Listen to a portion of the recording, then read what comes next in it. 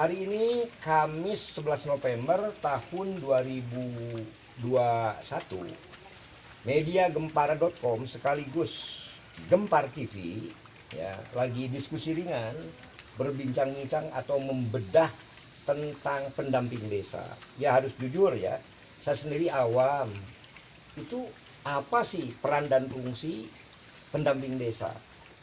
Kemudian bagaimana seseorang bisa menjadi pendamping desa? Nah, ini suasana diskusi, obrolan, dan kebetulan hari ini ya saya langsung lagi ngobrol santai lah dengan salah satu pendamping desa Desa Neglasari, Kecamatan Blubur Limbangan, Kabupaten Garut, Bapak Aten, tapi akrab disapa Kang Aten. Kebetulan ngobrol dengan ini berlangsung di Villa Kang Aten di seputar Kampung Ciputat, Desa Limbangan Timur, Kecamatan Blubur Limbangan, Kabupaten Garut. Nih Kang, ya saya terbuka aja Pang, awam sih.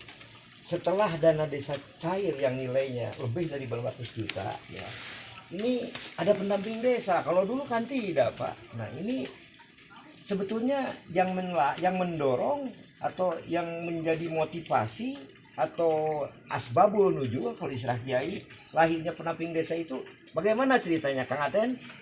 Ya, lahirnya pendamping desa ya itu yang disebutkan tadi karena adanya dana desa. Oke. Yang keras Pak ya. Karena adanya dana desa dari pemerintah mungkin yang dikucurkannya dana desa perlu adanya pendamping mungkin itu untuk mendampingi tentang penggunaan dana desa tersebut. Tapi dalam hal ini mungkin pendamping bukan hanya mendampingi atas program dana desanya saja. Jadi bukan dana desa saja yang didampingi. Ya, kalau ya wabil khususnya itu mendampingi dana desa.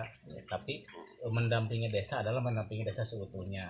Di antaranya mungkin mendampingi dari perencanaan desa, pelaksanaan, penata usahaan dan pelaporan desa. Mungkin itu yang harus didampingi oleh kami. Terkait program DD yang dikucurkan kepada desa tersebut. Yeah. Nah, Kang Aten ya, Abdi terbuka.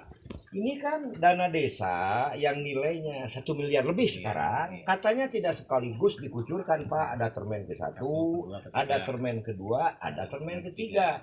Bapak bisa menjelaskan kalau Pak anggaran 1 miliar berarti 8% dari 1 miliar sekitar 80 juta. Itu untuk kopi. Kopi. Pak, untuk kopi ini awam. Untuk kopi data apakah itu dibelikan untuk alkes, obat-obatan atau apa Pak? Apakah hanya untuk beli beras dikasihkan ke rakyat miskin? Itu tidak ada pembagian sembako seperti itu. Kalau dari kopi itu ya dari pembuatan posko. Ada posko ya Pak? Ada posko apa Pak namanya Pak? Posko relawan kopi. Itu biasanya ya kebanyakan posko di tingkat RT atau di RW. Itu ada posko untuk biaya itu, untuk biaya operasional posko, terus peralatan alkes juga, pengadaan alkes dan pengadaan obat-obatan. Nah sekarang juga ada yang namanya untuk pengadaan ruang isolasi itu kalau memang di desa itu membutuhkan ruang isolasi, kalau memang banyak yang terkontaminasi oleh COVID tersebut. Oke. Jadi kalau fisik sesuai RPJMD ya, apa namanya? Iya, RPJMD. Jadi tiap-tiap desa beda ya beda. Pak? Oke, jadi saya tidak tahu ya Pak ya. Jadi kembali ke peran pendamping, pertama mendampingi, baik itu manajemen juga, mulai perencanaan, pelaksanaan, dan implementasi ya Pak ya, itu pendamping. Oke.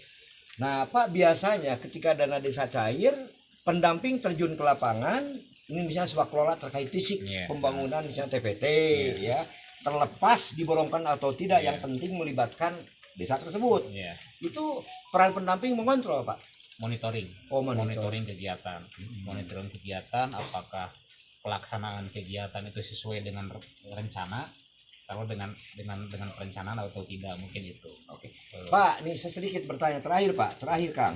Nah misalnya ini jalan untuk pembangunan hotmix misalnya Pak senilai 200 juta. Menurut aturan sebetulnya kalau 200 juta ke atas harus pakai lelang. Apabila memang ada beberapa pengusaha yang berminat. Ada beberapa pengusaha yang berminat. Kalau tidak ada misalnya pengusaha daerah, apa salahnya Pak?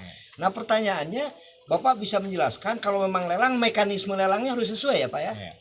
kebetulan kalau di LKPP 12 tahun 2019 kalau nggak salah itu bahwa yang di atas 200 juta itu harus ada 3 penyedia atau tiga CP rekanan.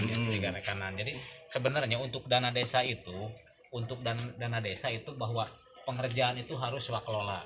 Ya. Sebetulnya harus Kalau memang ada yang kalau mampu, iya. kalau mampu Tapi ya. kalau di desa itu memang ada bisa, kalau memang tidak ada ya itu bisa di pihak ketiga kan. Itu harus soalnya kalau pengerjaannya itu harus dengan pekerja ahli lah. Oke. Pekerja ahli itu bisa di pihak ketiga kanan. Untuk mekanisme lelang Enggak. Jadi sejatinya apabila tidak memiliki tenaga ahli, seharusnya pengelola.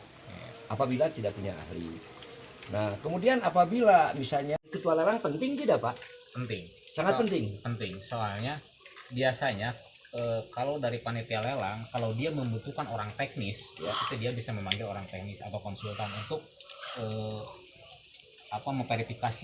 memverifikasi penawaran Layak dari, tidaknya. layak tidaknya itu. Ya. Itu perlu mungkin dari orang-orang teknik lah, kalau perlu mungkin bisa memanggil dari orang PUPR lah, orang yang paham dengan teknis. Kemudian Pak, yang namanya lelang mesti diumumkan lewat media, itu aturan Pak. Nanti saya dikirimkan ke tata cara lelang. Itu harus diumumkan siapa pemenangnya, yang kalah harus melakukan bantahan. Iya, itu diumumkan. Nanti ada penjelasan untuk yang kalah kenapa saya kalah, misalkan